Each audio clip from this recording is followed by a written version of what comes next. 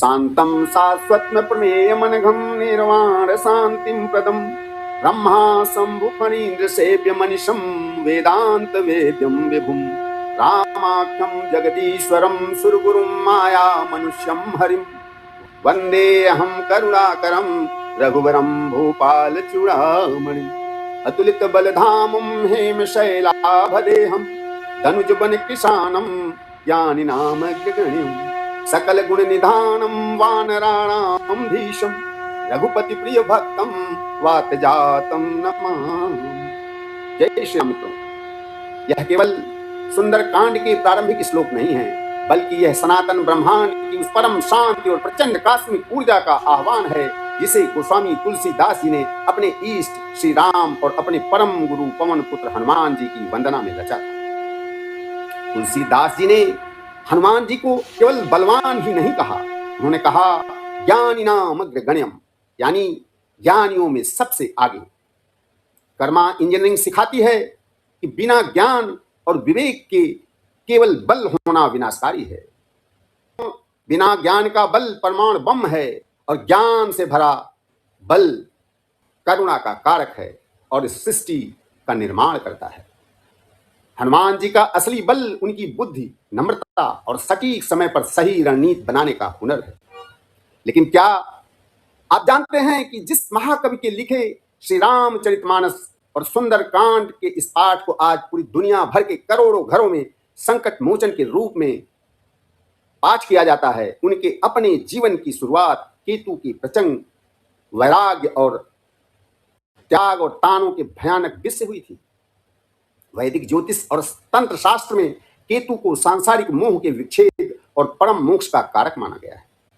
केतु का स्वभाव है, वह जहां बैठता है वहां से भ्रम को काट कर परम सत्य को उजागर कर देता है। संवत 1554 में जब बांदा जिला उत्तर प्रदेश के राजापुर गांव में एक अद्भुत बालक का जन्म हुआ तो नक्षत्र था मूल नक्षत्र, जिसका स्वामी स्वयं केतु है। संसार ने इसे अभिशाप मान लिया, पिता ने डर कर त्याग दिया, मां की मृत्यु हो गई और पालने वाली दासी भी चली गई। पर केतु का यह सांसारिक अलगाव वास्तव में एक अलौकिक वरदान था। यह वह दौर था जब भारत विदेशी आक्रांताओं के अत्याचार से कांप रहा था। सनातन संस्कृति का अस्तित्व खतरे में था। शैव और वैष्णव आपस में लड़ रहे थे। तब केतु के इसी प्रचंड वैराग्य ने उस अनाथ राम बोला को गोस्वामी तुलसीदास बना दिया और जन्म हुआ उस महाग्रंथ का जिसने पूरे भारतवर्ष को सांस्कृतिक दास्ता और विभाजन से बचाया, श्री रामचरितमानस। जय श्री राम, हर हर महादेव। मित्रों, सादर प्रणाम। मैं हूं आपका दोस्त इंजीनियर शिवशंकर सिंह, मीडिया प्रभारी अखिल भारत हिंदू महासभा उत्तर प्रदेश और आपका ज्योतिष एवं वास्तु कंसल्टेंट, और आप देख रहे हैं कर्मा एस्ट्रो इंजीनियर। आइए इस अलौकिक और गूढ़ आध्यात्मिक यात्रा में प्रवेश करते हैं। पंडित आत्माराम दुबे ने जब बालक की कुंडली देखी तो कांप उठे। 12 महीने गर्भ में रहने के बाद जन्म, मुख में 32 दांत और जन्म लेते ही रोने के बजाय मुख से निकला राम, ऊपर से मूल नक्षत्र। आत्माराम जी को लगा कि यह केतु का बालक पिता और कुल को खा जाएगा, इसलिए उन्होंने बालक का त्याग कर दिया। माता हुलसी अत्यंत परेशान थी। अंत में उन्होंने अपनी वफादार दासी चुनिया को बुलाया और सिसकते हुए कहा, ये चुनिया, इसे ले जा, इसे आत्माराम का पुत्र नहीं ईश्वर का जीव मानकर पाल ले। चुनिया ने बालक को संभाला और कहा, राम बोला, बेटा तेरा कोई नहीं है, पर याद रखना तेरा एक पिता है, अयोध्या के श्री राम, उन्हीं का नाम लेना। पर नियत को कुछ और ही मंजूर था। 5 वर्ष के भीतर चुनिया भी स्वर्गवास को चल बसी। बालक राम बोला अनाथ होकर द्वार द्वार भटकने लगा। माते, 2 निवाले रोटी दे दो, राम के नाम पर 2 निवाले रोटी दे दो। और गांव के लोग उसे अशुभ बालक कहकर गांव से भगा देते। केतु की प्रकृति थी, पहले मां का आंचल छूटा, फिर पिता की छत्र छाया और फिर पालने वाली दासी मां चुनिया भी चली गई। आगे चलकर अपनी इसी दीन दशा का स्मरण करते हुए तुलसीदास जी ने कवितावली में लिखा, मातु पिता जग जाई तजो विधिहून लिखो कछु भाल भलाई, उधरो पेट भरे तुलसी कही राम नाम की होठ भलाई। नियति तुलसी के सारे सांसारिक अवलंब काट रही थी ताकि वो केवल और केवल प्रभु राम के आश्रित हो सके। जब संसार ने सारे द्वार बंद किए तब संत नरहरियानंद जी बालक को आश्रय दिया और कहा, जो राम का नाम बोले वह अभिशप्त कैसे हो सकता है। जब वह उनसे मिलने गए तो उनके ऊपर एक तुलसी का पत्ता गिरा तो उन्होंने बोला, आज से तू राम बोला नहीं, तेरा नाम तुलसी है। जैसे तुलसी का पत्ता श्री हरि को प्रिय है वैसे ही तू राम को प्रिय होगा। उनके गुरु नरहरियानंद जी ने तुलसी को वेद पुराण और राम कथा की पूरी संपूर्ण दीक्षा दी। उन्हें वाराणसी काशी में ले जाकर पढ़ाया। आगे चलकर जब उनकी शिक्षा पूर्ण हुई तो वो अपने गांव आए और उनका विवाह रत्नावली से हुआ।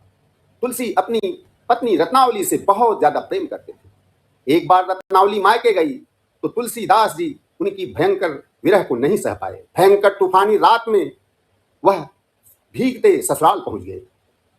जब वे कपड़ों में रत्नावली के सामने पहुंचे, कठोर आंधियां चल रही थी, बारिश हो रही थी, तो रत्नावली जी ने उन्हें फटकारते हुए वह ऐतिहासिक ताना मारा जिसने तुलसी का जीवन बदल दिया। उन्होंने कहा, अस्थि चर्ममय देह यह तासों जैसी प्रीत, नेकू जो होती राम मह तो न होती भवभीत। माता रत्नावली ने कहा, लज्जा नहीं आती स्वामी, हाड़ और मांस के इस देह में जितना प्रेम आप करते हैं, अगर इसका आधा अनुराग भी श्री राम का हो जाता, इस संसार रूपी सागर से मुक्ति मिल जाती।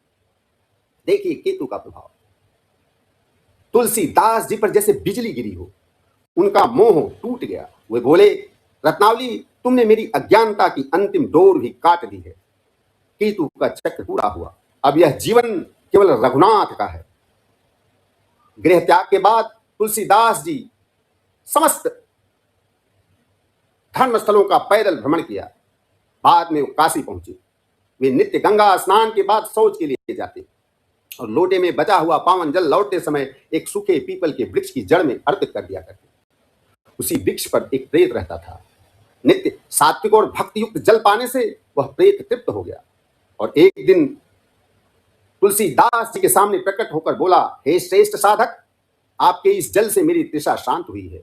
मैं आपसे अत्यंत प्रसन्न हूं। मांगिए, क्या वरदान मांगते हैं। तुलसीदास जी ने बिना एक क्षण गवाए कहा, मुझे केवल और केवल प्रभु श्री राम के दर्शन करा दो।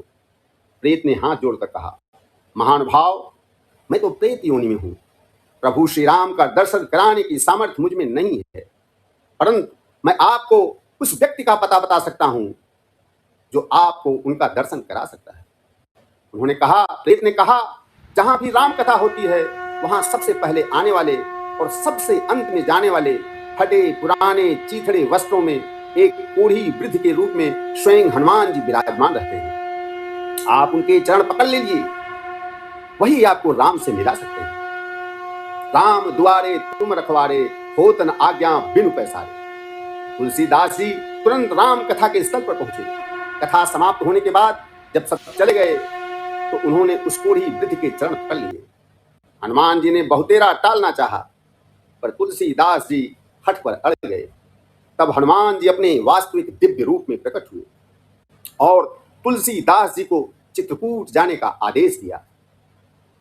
चित्रकूट के राम घाट पर तुलसीदास जी जब भक्तों को चंदन लगा रहे थे तब दो सुंदर बाल घोड़ों पर आए और बोले, बाबा हमें भी तिलक लगा दो ना। तुलसीदास जी मुग्ध होकर देखते रहे पर पहचान नहीं पाए।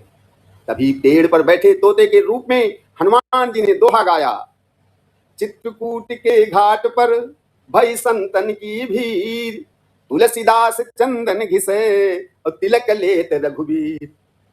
तुलसीदास जी तुरंत पहचान गए और प्रभु श्री राम के चरणों में गिर पड़े। भगवान राम ने स्वयं उन्हें उठाया, हृदय से लगाया और चंदन उठाकर तुलसीदास जी के माथे पर लगाया। यहां तुलसीदास जी की विद्वता का एक गूढ़ रहस्य सामने आता है। उन्होंने केवल राम कथा नहीं लिखी बल्कि राम नाम के अक्षर तत्व की व्याख्या की। तुलसीदास जी ने राम नाम को स्वयं ब्रह्म से बड़ा बताया। उन्होंने लिखा, राम एक तापस तिय तारी, नाम कोटि खल कुमति सुधारी। अर्थात स्वयं भगवान राम ने तो केवल एक अहिल्या का उद्धार किया, पर राम नाम ने करोड़ों दुष्टों की बुद्धि को सुधार दिया। उस दौर में जब भारत में आक्रांताओं का अत्यंत विकट संकट था, तब हिंदू समाज दो भागों में बटा हुआ था, शैव और वैष्णव। तुलसीदास जी ने इस सामाजिक विभाजन को मिटाने के लिए काशी के बाबा विश्वनाथ के सामने अद्भुत रुद्राष्टकम रचा। नमामि समीशान निर्वाण रूपम, विभुम व्यापकम ब्रह्म वेद स्वरूपम। और रामचरितमानस में भगवान राम के मुख से कहलवाया कि शिवद्रोही मम दास कहावा, सो नर सपने हूं मोहि न पावा। तुलसीदास जी ने सिद्ध कर दिया कि शिव के बिना राम नहीं और राम के बिना शिव नहीं। इस एक चौपाई ने पूरे भारत को एक सूत्र में पिरो दिया। तुलसीदास जी संस्कृत भाषा के महान प्रकांड पंडित थे। श्री रामचरितमानस के मंगलाचरण में उनकी संस्कृत विद्वत्ता का प्रमाण देखिए। वर्णानाम अर्थ संघानाम रसानाम छंदसामपि, मंगलानाम च कर्तारो वंदे वागीश्वरी विनायको। परंतु काशी के अहंकारी पंडितों ने जब देखा कि वे अवधी भाषा में राम कथा लिख रहे हैं, तो विरोध की आंधी उठ खड़ी हुई। पंडितों ने कहा कि वे देववाणी का अपमान कर रहे हैं। तब तुलसीदास जी ने विनम्रता से उत्तर दिया, संस्कृत भाषा कोई बुरी भाषा नहीं है, लेकिन यह विद्वानों उच्च वर्ग में ही केवल बोली जाती है। भाषा तो केवल एक बर्तन है, भक्त तो उसमें भरा हुआ जल है। यदि प्यासा व्यक्ति जल मांग रहा हो तो क्या आप उसे सोने के कटोरे के चक्कर में प्यासा मार देंगे? उन्होंने कहा, मेरी अवधी भाषा तो जन जन को आती है और यह धर्म का सार सिखाएगी। उन्होंने लिखा कि परहित सरिस धर्म नहीं भाई, पर पीड़ा सम नहीं अधमाई। जब अत्यधिक विरोध हुआ तो काशी विश्वनाथ मंदिर में इस ग्रंथ की परीक्षा ली गई और इसे सबसे नीचे रखा गया। तो सुबह मंदिर का पटने पर श्री रामचरितमानस सभी ग्रंथों के ऊपर मिला। उस पर लिखा था, स्वयं बाबा विश्वनाथ के हस्ताक्षर थे, उस पर लिखा था सत्यम शिवम सुंदरम। तुलसीदास जी केवल एक संत नहीं थे, उनका नैतिक प्रभाव भारत के समकालीन इतिहास और शासकों पर भी था। अकबर के नवरत्न अब्दुल रहीम खान खाना तुलसीदास जी के बहुत परम मित्र थे। एक बार एक गरीब ब्राह्मण अपनी बेटी के विवाह के लिए तुलसीदास जी के पास आया। तुलसीदास जी के पास इतना धन नहीं था, तो उन्होंने एक पत्र पर आधा दोहा लिखकर उसे रहीम के पास भेज दिया। उन्होंने लिखा, सुरतीय नरतीय नागतीय सब चाहत अस हो। रहीम ने उस गरीब ब्राह्मण को अपार धन दिया और दोहे को पूरा करके तुलसीदास जी को वापस भेजा। और रहीम ने लिखा कि गोद लिए हुलसी फिरे, तुलसी सो सुत होए। जब तुलसीदास जी की अलौकिक प्रसिद्धि पूरे भारतवर्ष में फैल रही थी, तो सम्राट अकबर तक यह बात पहुंची। तो अकबर ने उन्हें अपने दरबार में उपस्थित होने का हुक्म दिया और चमत्कार दिखाने को कहा। तुलसीदास जी ने बड़ी निर्भीकता से कहा, बादशाह, मैं कोई जादूगर या बाजीगर नहीं हूं, और रही बात राजा की, तो मेरा केवल एक ही राजा है, अयोध्या के श्री राम, अयोध्या के श्री राम। मैं किसी सांसारिक सुल्तान के आगे चमत्कार नहीं दिखाता। इस बात से क्रोधित होकर अकबर ने उन्हें दिल्ली की काल कोठरी में बंद करवा दिया। जेल में तुलसीदास जी ने एकाग्र होकर हनुमान चालीसा की रचना कर डाली और संकट मोचन अष्टक का पाठ शुरू किया। जय हनुमान ज्ञान गुण सागर, जय कपीस तिहु लोक उजागर। सब पर राम तपस्वी राजा, तिनके काज सकल तुम साजा। बाल समय रवि भक्ष लियो, तब तीनहु लोक भयो अधियारो। को नहीं जानत है जग में, प्रभु संकट मोचन नाम तिहारो। कुछ ही दिनों बाद अचानक लाखों बंदरों ने अकबर के किले पर धावा बोल दिया। सेना में अफरा तफड़ी मच गई, तबाही मच गई। अकबर घबराकर जेल पहुंचा और तुलसीदास जी के चरणों में गिरकर माफी मांगी। तुलसीदास जी के प्रार्थना करते ही बंदरों का उपद्रव शांत हो गया। मित्रों, जीवन के अंतिम चरण में जब तुलसीदास जी को प्रचंड बाहु पीड़ा हुई, तो उन्होंने अपने कष्टों को मिटाने के लिए हनुमान बाहु की रचना की, जो आज भी हर प्रकार की शारीरिक व्याधि से मुक्त की महा औषधि मानी जाती है।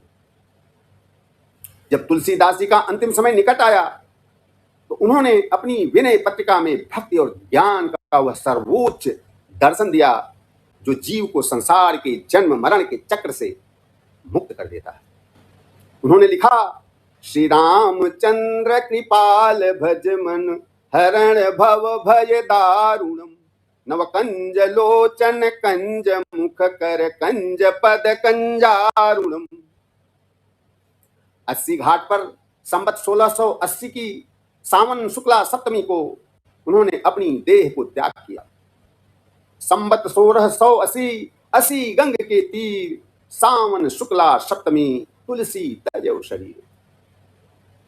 संसार जिसे केतु का अभिशाप और मूल नक्षत्र का दोष मान रहा था, उसी केतु की परम वैराग्य शक्ति ने तुलसीदास जी को संसार के हर झूठे मोह से काटकर भक्ति की सर्वोच्च शिखर पर पहुंचा दिया। विदेशी आक्रांताओं के उस भीषण अंधकार के काल में तुलसीदास जी ने न केवल भारतीय संस्कृति की आत्मा को बचाया बल्कि शैव और वैष्णव को एक किया, लोक भाषा अवधि को प्रतिष्ठित किया और श्री रामचरितमानस के रूप में हर भारतीय को मुक्ति का मार्ग सौंपा। केतु के इस अभिशाप से उपजे इस महावरदान और लोकनायक गोस्वामी तुलसीदास जी के चरणों में कोटि कोटि नमन है। यदि आप अपनी जन्म कुंडली का कर्मा अलाइनमेंट, केतु दोष या पेंडिंग कर्मा जानने के लिए इच्छुक हैं तो आप हमारे आधिकारिक व्हाट्सएप नंबर पर हमसे संपर्क कर सकते हैं।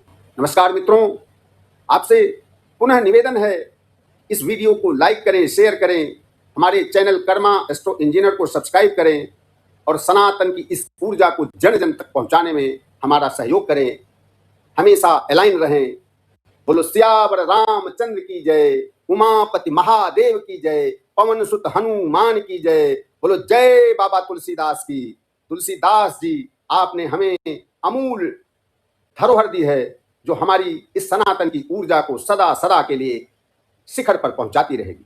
धन्यवाद। मिलते हैं अगले वीडियो में।